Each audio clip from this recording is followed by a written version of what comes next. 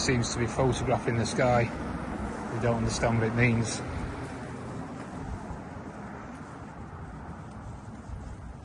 They don't understand because they don't put 2 and 2 together.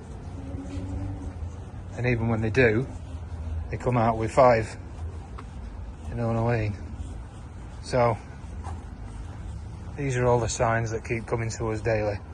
I'm building my Doomsday book, which is showing all the acts of Jehovah, all the supernatural acts that he gives us every single day. And this is going to be one of them, but I doubt there'll be a press article about this. There will be in the Manchester Evening News, so I'll have to print it out, which I'm still waiting for my printer to arrive. And the fact that it hasn't arrived is supernatural in and of itself. Look at that. Look at the shape of them clouds. They are like demon clouds. They're like, look at that. You don't see this every day. This is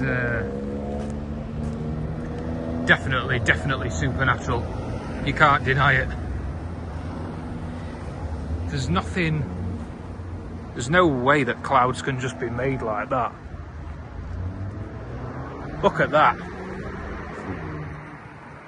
It's like there's been like a massive fire or something. Like an explosion in the sky. Look at that.